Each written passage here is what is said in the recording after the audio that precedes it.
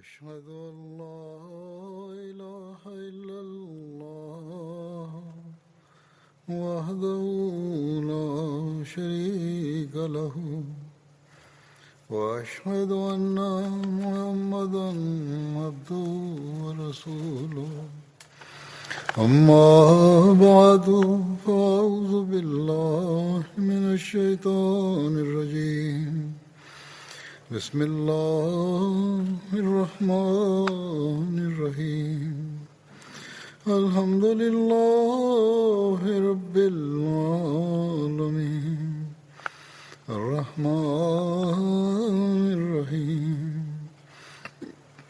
مالك يوم الدين إياك نعبد وإياك نستعين اهدنا الصراط المستقيم صراط الذين أنعمت عليهم غير المغضوب عليهم ولا الضالين.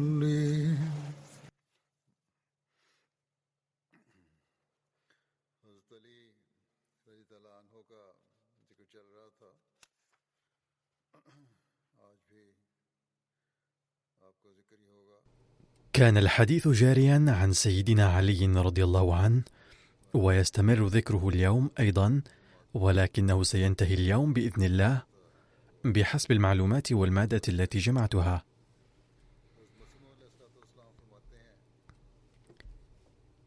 يقول المسيح الموعود عليه السلام: ذات مرة سأل الحسين رضي الله عنه عليا رضي الله عنه: هل تحبني؟ قال: نعم. فاستغرب الإمام الحسين رضي الله عنه من ذلك كثيرا، وقال: كيف يجتمع حبان في قلب واحد؟ ثم قال الإمام الحسين رضي الله عنه: من تحبه أكثر عند المقارنة بين الاثنين؟ قال علي رضي الله عنه: الله.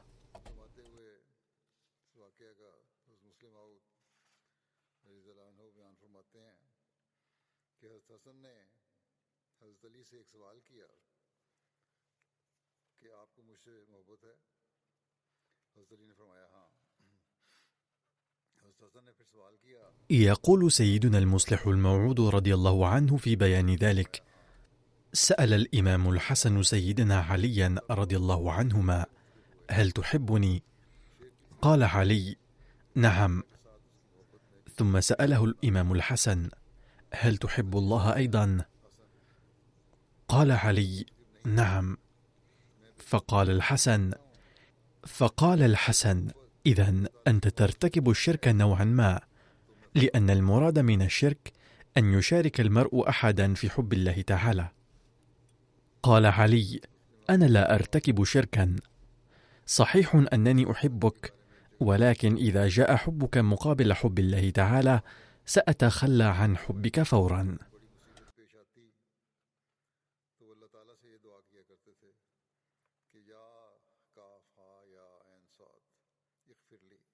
يقول المصلح الموعود رضي الله عنه عن سيدنا علي في مكان آخر في بيان حادث آخر: روي أنه كلما واجه علي مصيبة كبيرة دعا الله تعالى قائلا: يا كاف ها يا عين صاد اغفر لي.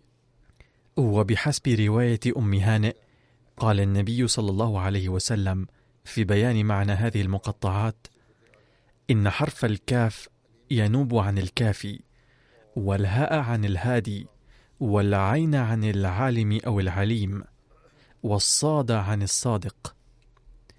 فهذا يعني أنه رضي الله عنه يدعو: يا ربي أنت الكافي وأنت الهادي وأنت العليم وأنت الصادق.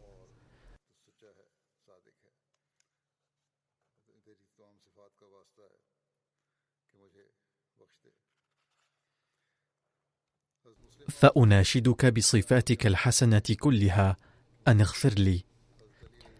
كذلك يقول المصلح الموعود رضي الله عنه: لقد نقل المفسرون عن علي حادثا أنه صاح بغلام له مرات فلم يلبه، فنظر فإذا هو بالباب، فقال له: ما لك لم تجبني؟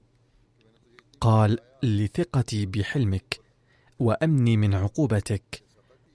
فاستحسن جوابه واعتقه. أقول: لو كان هناك شخص عادي من أهل الدنيا كان من الممكن أن يعاقب الغلام على استغلاله حلمه، ولكن عليا أعطاه جائزة، أي أعتقه.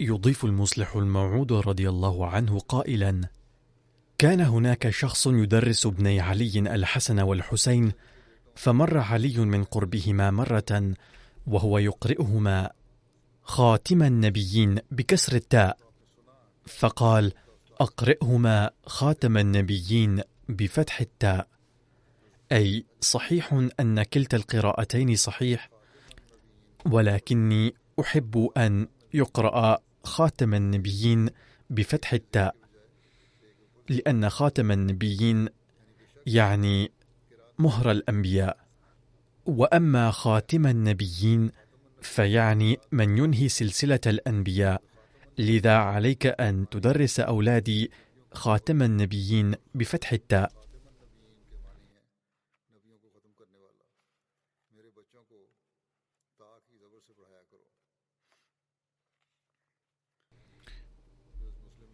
يقول المصلح الموعود رضي الله عنه أيضا: ثابت عن علي رضي الله عنه أنه كان حافظا للقرآن الكريم، بل بدأ بعيد وفاة النبي صلى الله عليه وسلم كتابة القرآن الكريم بحسب ترتيب نزوله.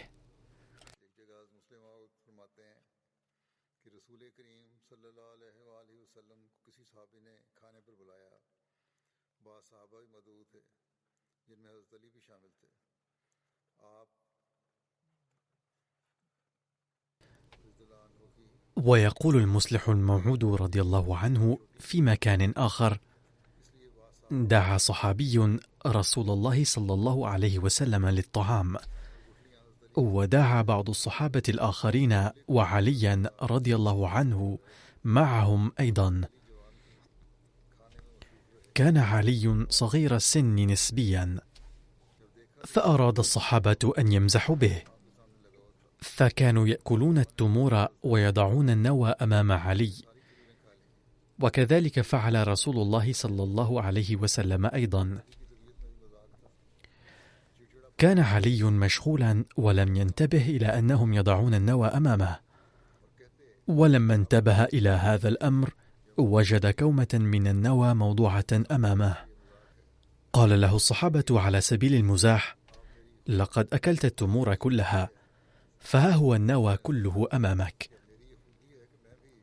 كانت طبيعة علي رضي الله عنه أيضا تتسم بحس الفكاهة، ولم يكن عصبيا، لأنه لو كان عصبي الطبع لاختصم الصحابة وقال: إنكم تتهمونني أو أسأتم بي الظن، ولكنه أدرك أنهم يمزحون معه، فأراد أن يرد عليهم بالمزاح، فقال: أنتم أكلتم التمور مع النوى، بينما أنا وضعت النوى جانبا، وهذه الكومة خير دليل على ذلك.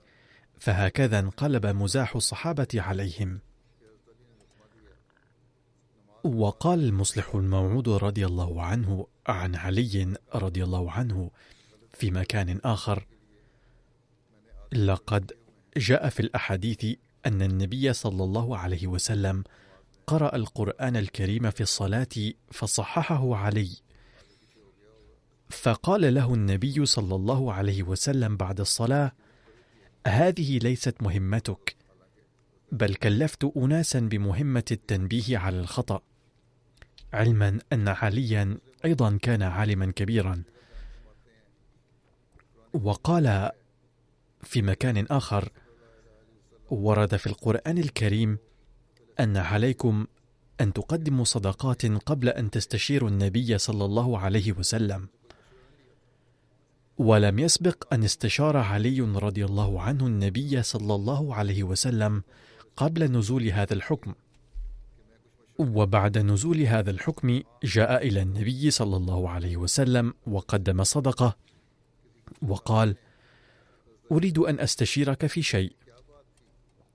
فتحدث النبي صلى الله عليه وسلم معه في مكان منفصل، ثم سأل عليا صحابيا آخر عما جرى بينهما، فقال: لم يكن الأمر ذا بال، إلا أنني أحببت أن أعمل بأمر القرآن الكريم.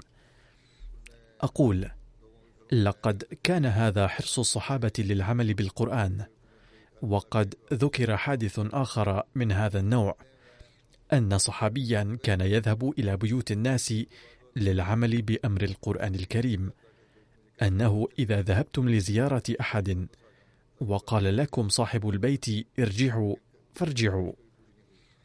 يقول الصحابي المذكور: فعلت ذلك عدة مرات، فكنت أذهب إلى بيوت الناس ليقول لي أحد ارجع، فأرجع فرحا مسرورا عاملا بالقرآن الكريم، ولكن لم تتحقق أمنيتي إذ لم يقل لي أحد ذلك. أقول: ولكن لو قال أحد اليوم لزائر أنه مشغول ولا يستطيع لقاءه يستاء منه الزائر كثيرا، ولكن الصحابة كانوا أتقياء جدا، فقد كانوا يحاولون أن يعملوا بكل أمر من أوامر القرآن الكريم.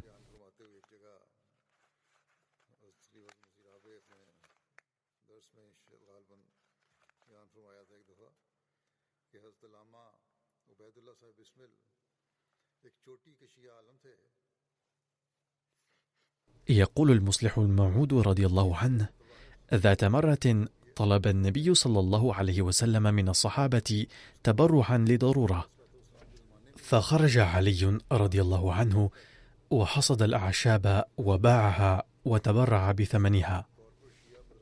كذلك ذكر الخليفة الرابع رحمه الله أيضا بعض الأحداث عن علي رضي الله عنه في درس القرآن، فقال: كان المولوي عبيد الله بسمل من أجل علماء الشيعة، وكان متبحرا في العلوم وحائزا على مكانة عظيمة إلى درجة أن كتبه كانت تدرس في مدارس الشيعة، ليس في زمن المسيح الموعود عليه السلام فقط، بل بعده أيضا.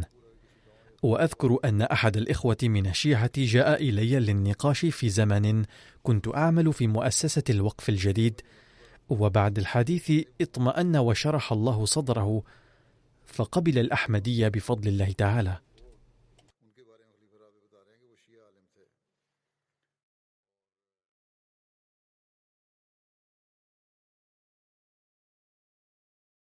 يقول الخليفة الرابع رحمه الله أن هذا الذي بايع كان من كبار علماء الشيعة، لا أتذكر منصبه عند الشيعة إلا أنه كان من قرية مجاورة لمدينة شيخوبورة أو فيصل أباد. وبعد اتخاذ قرار البيعة قال: الآن أخبركم من أنا عالم ذو مرتبة عالية من علماء الشيعة، وأخبركم اليوم أن كتب السيد عبيد الله بسمل لا تزال تدرس في مدارسنا حتى اليوم. يقول حضرة الخليفة الرابع: كان السيد بسمل يتبوأ مكانة علمية عالية لهذه الدرجة، ولكن هؤلاء الشيعة لا يكشفون هذه الأمور لنا ولا للناس، ولا يخبرون كيف أن كتب السيد بسمل لا تزال تدرس في مدارس الشيعة.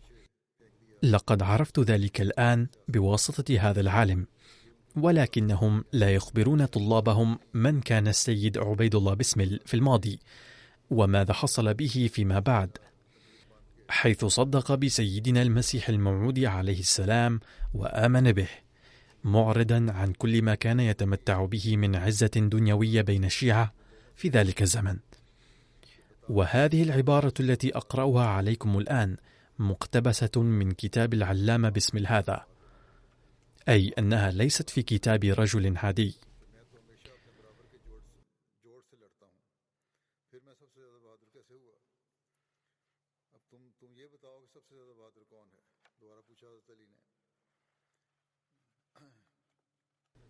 بعد هذا التمهيد قال حضرته: نقل البزار في مسنده: سأل علي رضي الله عنه الناس فقال: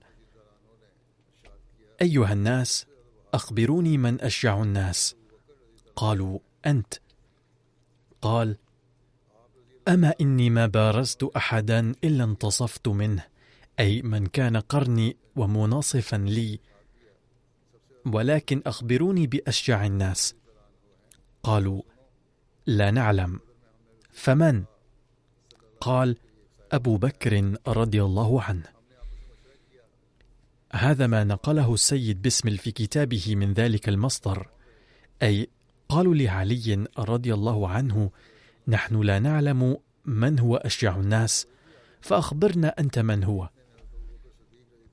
فقال رضي الله عنه: أبو بكر رضي الله عنه هو أشجع الناس. ألا اسمعوا: لما كان يوم بدر جعلنا لرسول الله صلى الله عليه وسلم عريشا، فقلنا: من يكون مع رسول الله صلى الله عليه وسلم مخافة أن يهجم عليه أحد من المشركين، فوالله ما دنا منه إلا أبو بكر الصديق رضي الله عنه شاهرا بالسيف على رأس رسول الله صلى الله عليه وسلم، فلم يجرؤ أحد من المشركين من الاقتراب منه، وإن اقترب منه أحد منهم انقض عليه أبو بكر رضي الله عنه، فهذا هو أشجع الناس، أي أبو بكر رضي الله عنه.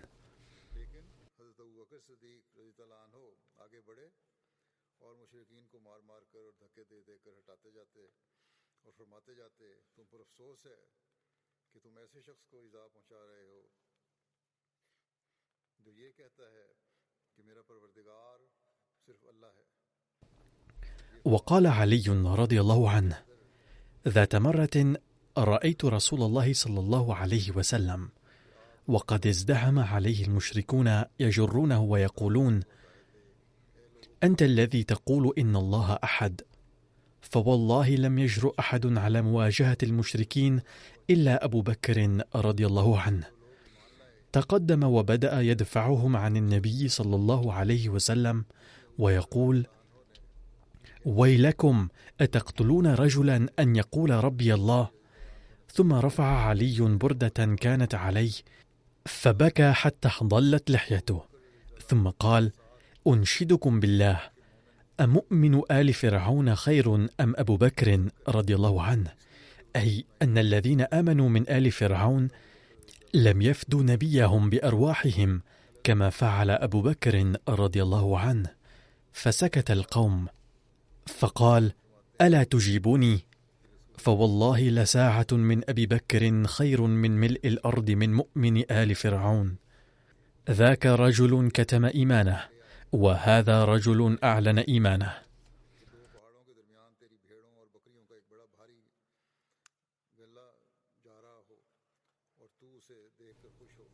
كتب حضرة المصلح الموعود رضي الله عنه: قال النبي صلى الله عليه وسلم لعلي رضي الله عنه وهو يعظه: يا علي، لأن يهدى بك رجل خير لك مما بين هذين الجبلين من قطعان الشياه والمعز.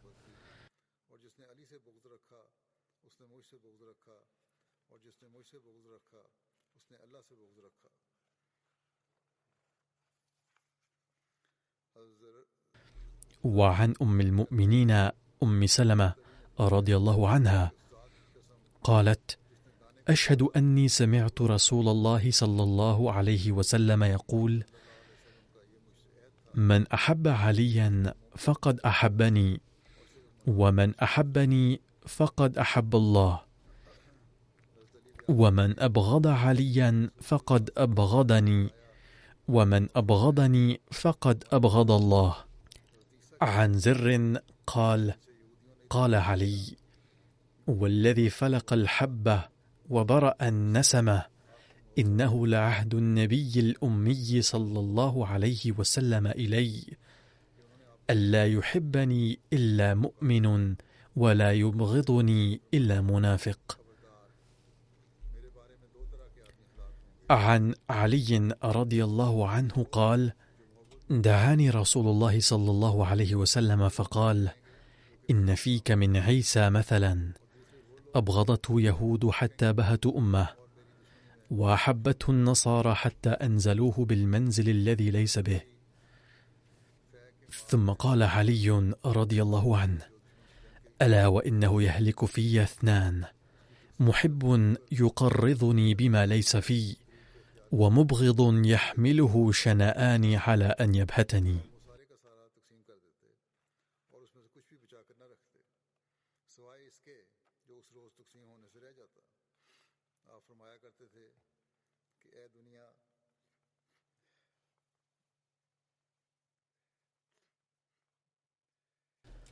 وكان علي رضي الله عنه يسير في الفيء مسيرة أبي بكر الصديق، إذا ورد عليه مال لم يبق منه شيئا إلا قسمه، ولا يترك في بيت المال منه إلا ما يعجز عن قسمته في يومه ذلك، ويقول: يا دنيا غري غيري.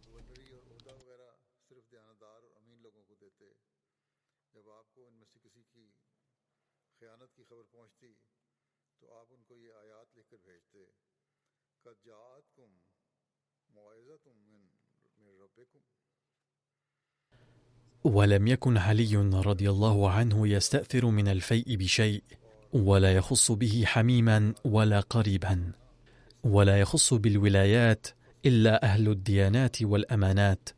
وإذا بلغه عن أحدهم خيانة كتب إليه: قد جاءتكم موعظة من ربكم فأوفوا الكيل والميزان بالقسط، ولا تبخسوا الناس أشياءهم، ولا تعثوا في الأرض مفسدين، بقية الله خير لكم إن كنتم مؤمنين، وما أنا عليكم بحفيظ.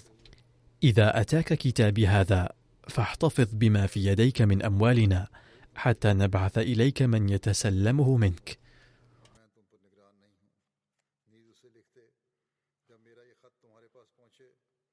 ثم كان رضي الله عنه يرفع طرفه إلى السماء فيقول: اللهم إنك تعلم إني لم آمرهم بظلم خلقك ولا بترك حقك.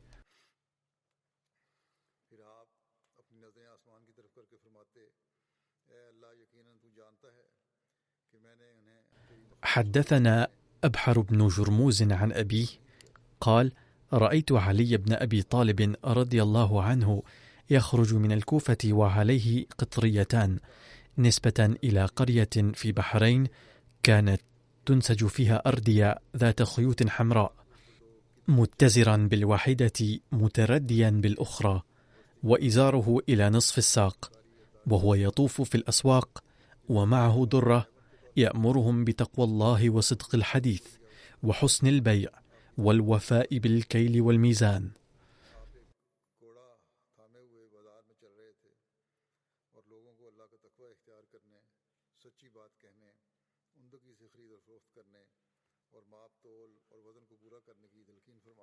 عن مجمع التيمي أن عليا قسم ما في بيت المال بين المسلمين، ثم أمر به فكلس، أي تم طلاؤه، ثم صلى فيه رجاء أن يشهد له يوم القيامة.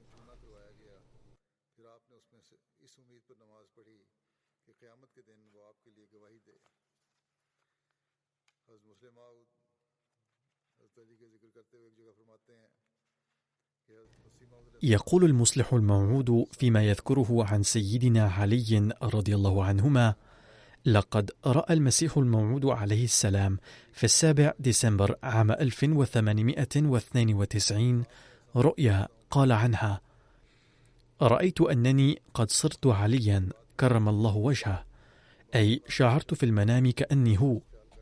ومن عجائب الرؤيا أن الرائي يشعر أحيانا أنه شخص آخر، كذلك شعرت حينها كأني علي المرتضى، وكأن طائفة من الخوارج تعارض خلافتي، أي تحاول تلك الفئة إعاقة أمر خلافتي وإثارة الفتنة. عندها رأيت أن النبي صلى الله عليه وسلم قريب مني، ويقول لي شفقة وتوددا: يا علي، دعهم وأنصارهم وزراعتهم، أي اترك يا علي أنصارهم وحرثهم وتخلى عنهم. ووجدت أن النبي صلى الله عليه وسلم يأمرني بالصبر في وقت الفتنة هذه، ويوصيني بالإعراض، ويقول: إنك أنت على الحق، ولكن الأفضل ترك مخاطبة هؤلاء الناس. يقول المصلح الموعود رضي الله عنه: لقد سيطر علي رضي الله عنه على كل شيء لجيش الخوارج، وأما السلاح والدواب فقسمه بين المسلمين، وأما المتاع والعبيد والإماء فقد رده على أهله عند الرجوع إلى الكوفة. ثم يقول المصلح الموعود رضي الله عنه من منطلق آخر: كان عهد عمر أبعد من رسول الله صلى الله عليه وسلم مقارنة مع عهد أبي بكر، وكذلك كان عهد عثمان وعلي رضي الله عنهم جميعا. لا شك أنهما أقل درجة من الخليفتين السابقين لهما، ولكن لم تكن درجتهما هي السبب فيما وقعت من أحداث في عهديهما بقدر ما كان البعد عن عهد النبي صلى الله عليه وسلم، لأن معظم الناس الموجودين في عهدي أبي بكر وعمر كانوا قد حظوا بصحبة النبي صلى الله عليه وسلم، ولكن بعد ذلك جاء آخرون وكثروا. فسأل أحد الناس عليا: لم تكن في عهدي أبي بكر وعمر مثل هذه الفتن التي تحدث في عهدك الآن؟ فقال: لأن على عهدي أبي بكر وعمر كانت الرعية مثلي، أما الرعية على عهدي فهي مثلكم.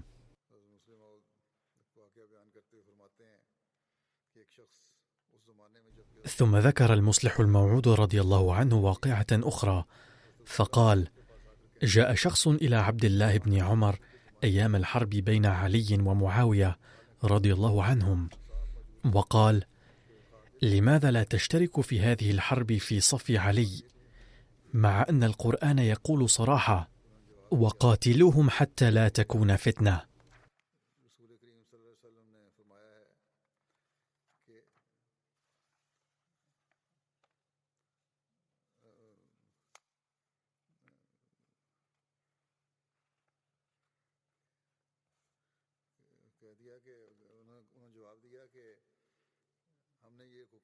فقال: قال: فعلنا على عهد رسول الله صلى الله عليه وسلم، وكان الإسلام قليلا، فكان الرجل يفتن في دينه، إما قتلوه وإما يعذبونه حتى كثر الإسلام فلم تكن فتنة. أي إن الحروب في ذلك الزمن كانت تشن من أجل تغيير دين الناس، فيرد بالحروب على هؤلاء الذين كانوا يريدون تغيير دين الناس.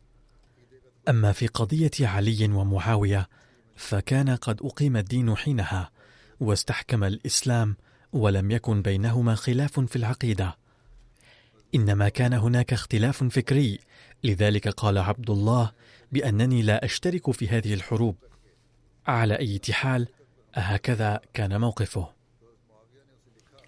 يقول المصلح الموعود رضي الله عنه: لما سمع ملك الروم عن الحرب الدائرة بين علي ومعاوية رضي الله عنهما أراد الهجوم على الدولة الإسلامية، فكتب معاوية إلى ملك الروم: حذار أن تغتر بالنزاع بيننا، فوالله لو هاجمت عليا لسوف أكون أول قائد يخرج لمحاربتك من قبله رضي الله عنه. لقد ذكر حضرته تفصيل هذا الحادث أكثر، فقال: في ذلك الزمن لما رأى ملك الروم النزاع بين علي ومعاوية أراد أن يرسل جيشا للهجوم على المسلمين، وكانت قوة الحكومة الرومية آنذاك كقوة أمريكا اليوم. فلما رأى أحد القصص الخبراء تجهيزه للجيش قال: يا أيها الملك، اسمعني واجتنب من إنفاذ هذا الجيش، لأن المسلمين يختلفون فيما بينهم، إلا أنهم سيتحدون لمواجهتك وسينسون اختلافهم. ثم ذكر مثالا ولعله ذكره بنية التحقير والازدراء، أو ربما ظن أنه المثال الأفضل عنده، فقال له: خذ بعض الكلاب وجوعها لمدة، ثم ارمي أمامها لحما، فستتقاتل فيما بينها، وإن جئت بأسد بينها فستنسى اختلافها وستنقض على الأسد. وبهذا المثال أراد أن يخبر الملك بأنك تريد أن تستغل بالنزاع بين علي ومعاوية، ولكنني أخبرك بأنه إذا ظهر عدو خارجي فإنهما سينسيان الاختلاف بينهما ويتحدان ضد هذا العدو. وهكذا حصل بالفعل، إذ لما علم معاوية عن نوايا ملك الروم أرسل له رسالة قال فيها: تريد أن تستغل بالنزاع الحاصل بيننا وتهاجم المسلمين، وأخبرك أنه مهما كان الخلاف بيني وبين علي رضي الله عنه، غير أنك لو هاجم جيشك لسوف أكون أول قائد يخرج لمحاربتك من قبله.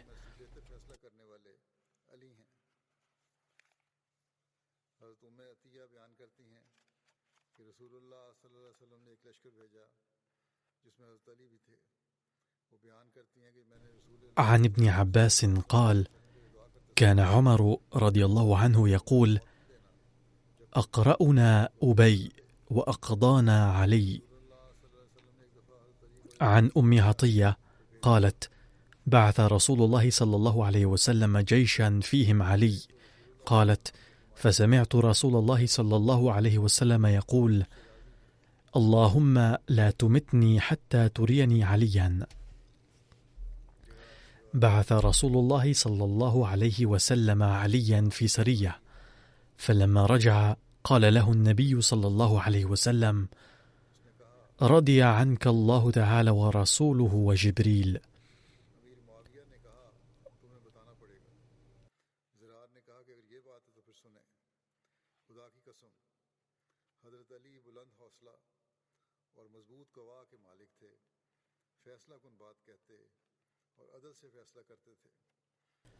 قال معاوية لضرار الصدائي: يا ضرار، صف لي عليا. قال: أعفني يا أمير المؤمنين. قال معاوية: لتصفنه. قال ضرار: أما إذ لا بد من وصفه، فكان علي والله بعيد المدى شديد القوى، يقول فصلا ويحكم عدلا، يتفجر العلم من جوانبه وتنطق الحكمة من نواحيه، ويستوحش من الدنيا وزهرتها، ويستأنس بالليل ووحشته. وكان غزير العبرة طويل الفكرة، يعجبه من اللباس ما قصر ومن الطعام ما خشن، وكان فينا كأحدنا، يجيبنا إذا سألناه وينبئنا إذا استنبأناه، ونحن والله مع تقريبه إيانا وقربه منا لا نكاد نكلمه هيبة له. يعظم أهل الدين ويقرب المساكين، لا يطمع القوي في باطله ولا ييأس الضعيف من عدله.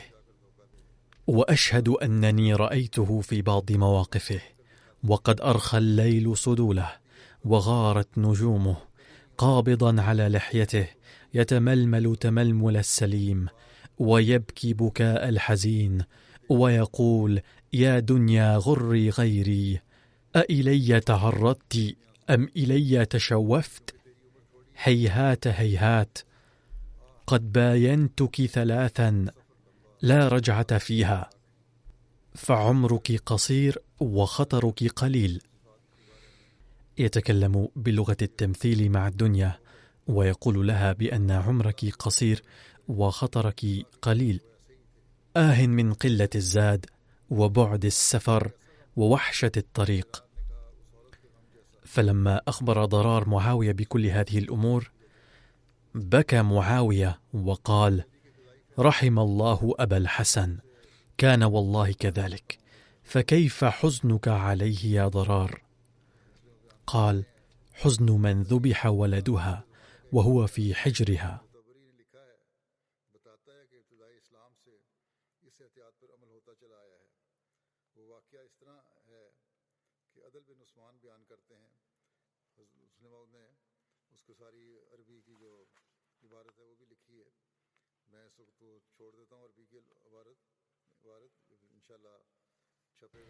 إن قرارات سيدنا علي في القضاء مشهورة جدا، وأذكر منها بعضا ذكرها سيدنا المصلح الموعود رضي الله عنه.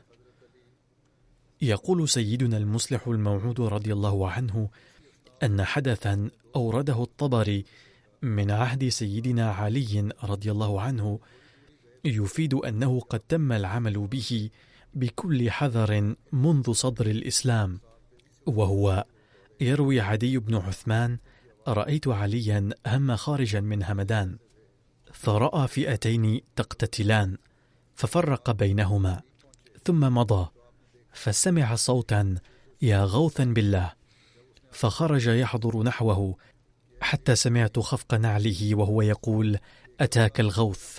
فإذا رجل يلازم رجلا فقال: يا أمير المؤمنين، بعت من هذا ثوبا ب9 دراهم، وشرطت عليه ألا يعطيني مغموزا ولا مقطوعا، أي معيبا أو ممزقا، وكان شرطهم يومئذ، فأتيته بهذه الدراهم ليبدلها فأبى، فلزمته فلطمني. فقال علي: أبدله. فقال: بينتك على اللطمة؟ فأتاه بالبينة فأقعده، ثم قال: دونك فأقص. فقال: إني قد عفوت عنه يا أمير المؤمنين. قال: إنما أردت أن أحتاط في حقك. قال سيدنا المصلح الموعود رضي الله عنه أن ذلك الرجل كان بسيطا لا يعرف نفعه وخسارته، ثم ضرب الرجل 9 درات وقال: هذا حق السلطان.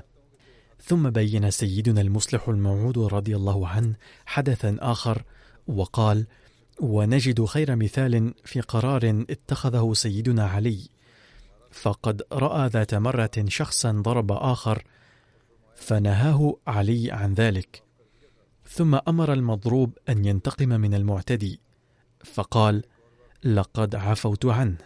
فأدرك علي أنه امتنع عن ضرب المعتدي خوفا منه لكونه شخصا جبارا، فقال علي: لقد عفوت عنه تاركا حقك الشخصي، ولكني أمارس الآن حق الجماعة. ثم أمر بضرب المعتدي بمثل ما اعتدى على غيره.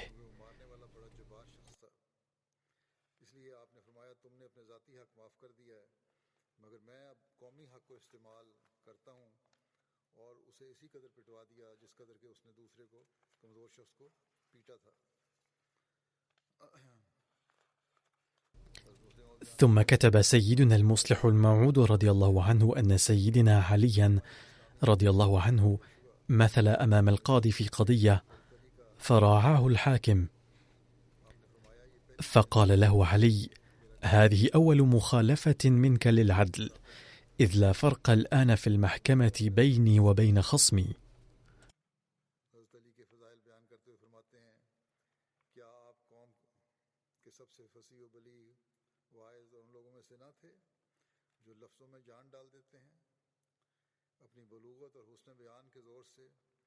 يقول سيدنا المسيح الموعود عليه السلام: ألم يكن أفصح القوم وأبلغهم في العظات، ومن الذين ينفخون الروح في الملفوظات، فما كان جمع الناس عنده إلا فعل ساعة، بل أقل منها، لقوة بلاغة وبراعة وتأثير جاذب للسامعين. ثم قال حضرته: ما أعرفه هو أنه لا يمكن لأحد أن يكون مؤمنا ومسلما ما لم يتصبغ بصبغة أبي بكر وعمر وعثمان وعلي رضوان الله عليهم أجمعين. إنهم ما كانوا يحبون الدنيا، بل نذروا حياتهم في سبيل الله. ثم قال حضرته عليه السلام: يعد الخوارج عليا رضي الله عنه فاسقا، وينسبون إليه أمورا كثيرة تنافي التقوى، بل يعدونه عاريا من حلة الإيمان نهائيا.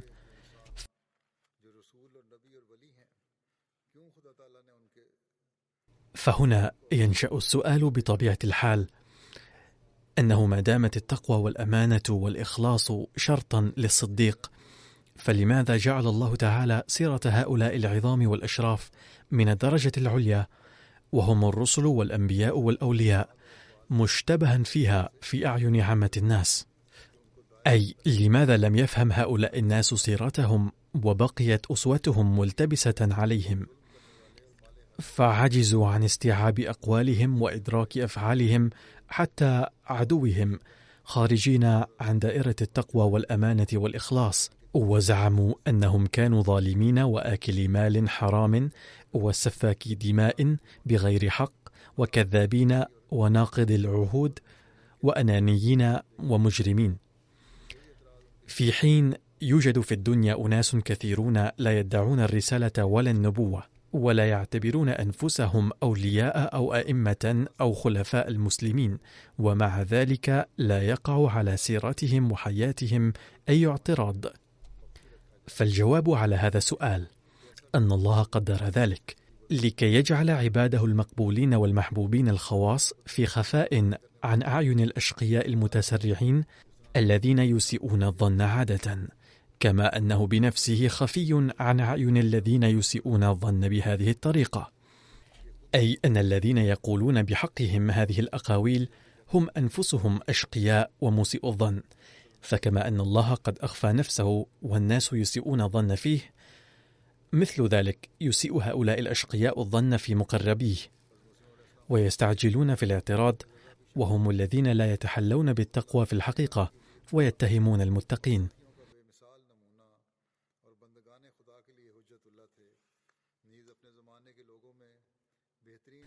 ثم قال حضرته عليه السلام: ولا شك أن عليا كان نجعة الرواد وقدوة الأجواد وحجة الله على العباد وخير الناس من أهل الزمان ونور الله لإنارة البلدان، ولكن أيام خلافته ما كان زمن الأمن والأمان، بل زمان صراصر الفتن والعدوان، وكان الناس يختلفون في خلافته وخلافة ابن أبي سفيان، وكانوا ينظرون إليهما كحيران، وبعضهم حسبوهما كفرقدي سماء وكزندين في وعاء، والحق أن الحق كان مع المرتضى، ومن قاتله في وقته فبغى وطغى، ولكن خلافته ما كان مصداق الأمن المبشر به من الرحمن، بل أوذي المرتضى من الأقران، وديست خلافته تحت أنواع الفتن وأصناف الافتتان، وكان فضل الله عليه عظيما،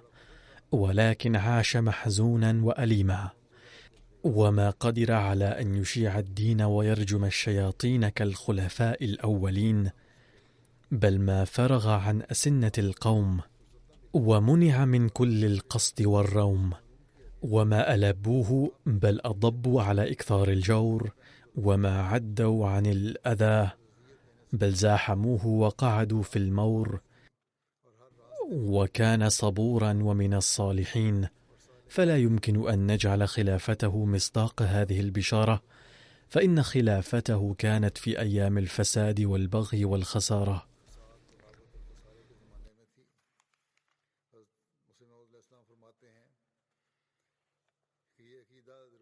يقول سيدنا المسيح الموعود عليه السلام: من الضروري الاعتقاد بأن سيدنا الصديق الأكبر رضي الله عنه، وسيدنا الفاروق عمر رضي الله عنه، وسيدنا ذا النورين رضي الله عنه، وسيدنا عليا المرتضى رضي الله عنه، كلهم كانوا في الحقيقة أمناء في الدين.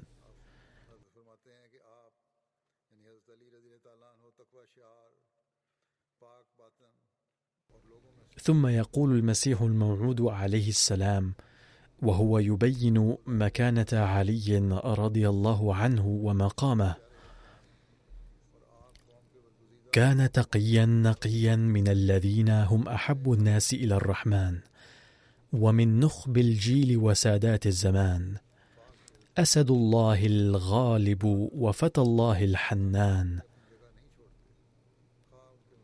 ندي الكف طيب الجنان، كان شجاعا وحيدا لا يزايل مركزه في الميدان، ولو قابله فوج من أهل العدوان أنفد العمر بعيش أنكد، وبلغ النهاية في زهادة نوع الإنسان.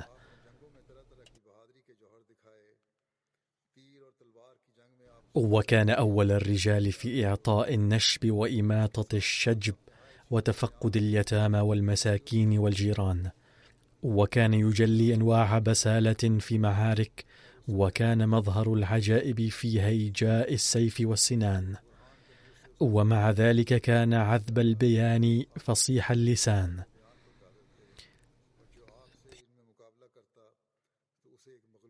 وكان يدخل بيانه في جذر القلوب، ويجلو به صدأ الأذهان، ويجلي مطلعه بنور البرهان، وكان قادرا على أنواع الأسلوب، ومن ناضله فيها فاعتذر إليه اعتذار المغلوب، وكان كاملا في كل خير وفي طرق البلاغة والفصاحة، ومن أنكر كماله فقد سلك مسلك الوقاحة، وكان يندب إلى مواساة المضطر، ويأمر بإطعام القانع والمعتر، وكان من عباد الله المقربين، ومع ذلك كان من السابقين في ارتضاع كأس الفرقان، وأعطي له فهم عجيب لإدراك دقائق القرآن، وإني رأيته وأنا يقظان لا في المنام، فأعطاني تفسير كتاب الله العلام، وقال: هذا تفسيري،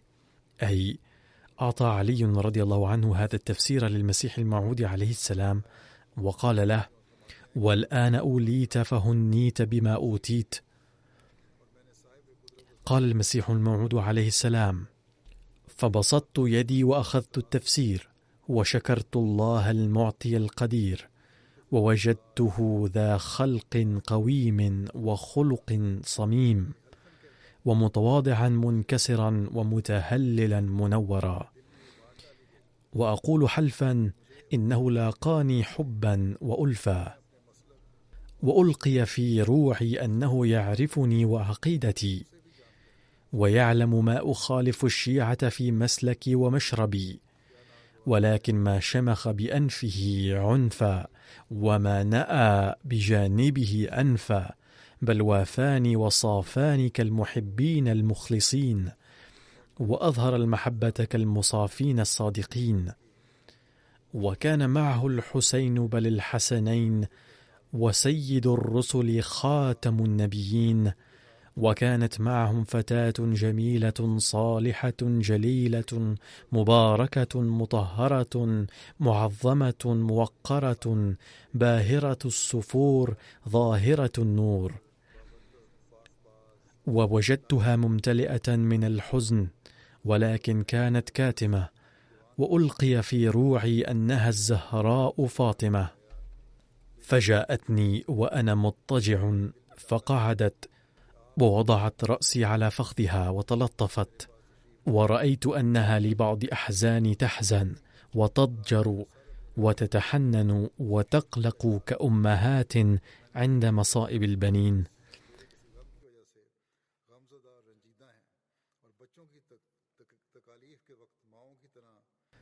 يعترض بعض غير الأحمديين أنه ما أسوأ هذا القول: وضعت الرأس على الفخذ، مع أن حضرته ضرب مثال الأمهات، والصفات التي بينها قبل ذلك إذا قرأناها بتأمل ثم نظرنا إلى هذه الجملة تلطفت كالأمهات رفع كل اعتراض، ولكن بما أنهم سيء التفكير لذا تنشأ لديهم هذه الاعتراضات. على كل حال، قال المسيح الموعود عليه السلام: فعلمت أني نزلت منها بمنزلة الابن في علق الدين، وخطر في قلبي أن حزنها إشارة إلى ما سأرى ظلما من القوم وأهل الوطن المعادين.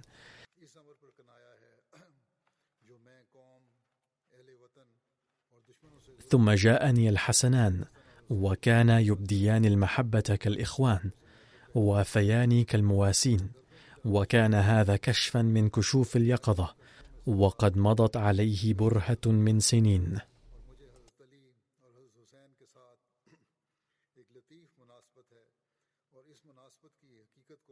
ولي مناسبة لطيفة بعلي والحسين، ولا يعلم سرها إلا رب المشرقين والمغربين، وإني أحب عليا وابناه وأعادي من عداه.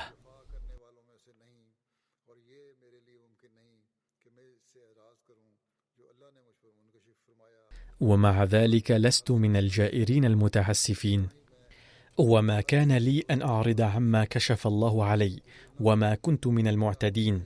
وإن لم تقبلوا فلي عملي ولكم عملكم، وسيحكم الله بيننا وبينكم، وهو أحكم الحاكمين.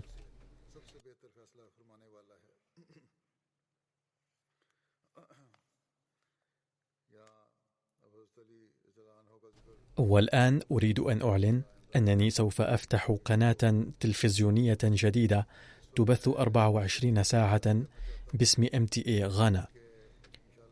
في عام 2017 كان وهاب آدم ستوديو قد أنشئ في غانا باسم المرحوم وهاب آدم أمير الجماعة والداعية المسؤول في غانا.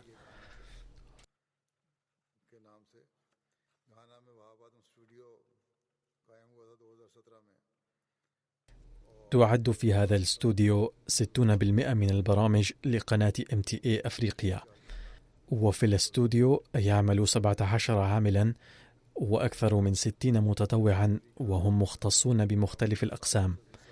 إن هذا الاستوديو من أحدث الاستوديوهات مع أحسن التسهيلات والأدوات، لذا ترسل إليه الدوائر الإعلامية والتلفزيونية المختلفة أعضاءهم من أجل تلقي التربية والتجربة. ولقد بث هذا الاستوديو كثيرا من البرامج الحية، منها المسابقة الأولى لتلاوة القرآن الكريم في أفريقيا، والبث المباشر في أيام رمضان في غانا. والآن تطلق قناة جديدة باسم MTA غانا، وهي ستكون قناة وطنية جديدة في غانا على المنصة الرقمية ل24 ساعة، وهي سوف تشاهد على أنتينا هوائي عادي من دون الحاجة إلى صحن الفضائية. وهذا يعني أن سكان غانا يستطيعون أن يصلوها بكل سهولة على أنتينا هوائي عادي أيضا، وستكون موجودة في الموقع نفسه الذي توجد فيه القنوات الغانية الكبيرة الأخرى، وهذا سوف تصل إلى مئات الآلاف من البيوت في أنحاء القطر كله، وستغطي جميع المناطق من الجنوب إلى الشمال إن شاء الله. وسوف تعد في هذا الاستوديو برامج في لغات متنوعة، منها الإنجليزية وتشوي غاهوسا وغيرها.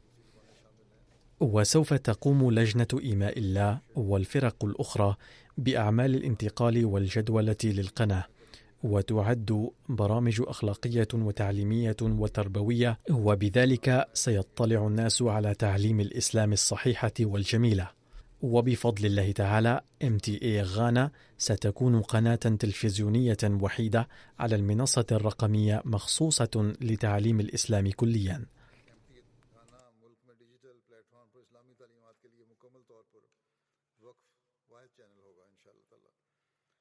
يسعى أعداؤنا سد طريقنا في مكان، فيفتح الله تعالى لنا سبلا عديدة في أماكن أخرى. هذه هي أفضال الله تعالى على الجماعة، وسوف يفتح السبل المسدودة أيضا في وقتها، ولكن الله تعالى يهيئ على التو أسباب الراحة أيضا. هذه القناة تغطي غانا، وقد تغطي بعض المناطق للبلاد المجاورة أيضا.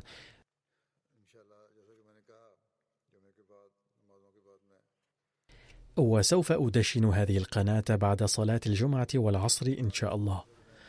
والأمر الثاني الذي أوجه إليه في هذه الأيام هو أن ندعو لأسرى باكستان والجزائر أن يفك الله تعالى أسرهم بوجه خاص، وادعو كذلك لظروف باكستان العامة أن يوفق الله تعالى الأحمديين هناك ليعيشوا براحة ويهب أعداء الجماعة الأحمدية العقل والفهم، وإذا لم يكن في نصيبهم فيعاملهم بما شاء ويخلصنا منهم.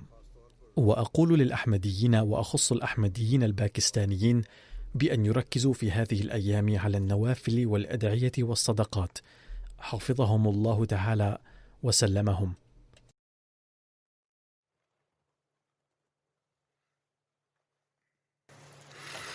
الحمد لله نحمده ونستعينه ونستغفره ونؤمن به ونتوكل عليه ونعوذ بالله من شرور أنفسنا ومن سيئات أعمالنا. من يهده الله فلا مضل له ومن يضلله فلا هادي له. ونشهد أن لا إله إلا الله ونشهد أن محمدا عبده ورسوله. عباد الله رحمكم الله، إن الله يأمر بالعدل والإحسان وإيتاء ذي القربى وينهى عن الفحشاء والمنكر والبغي يعظكم لعلكم تذكرون. اذكروا الله يذكركم وادعوه يستجب لكم ولذكر الله أكبر.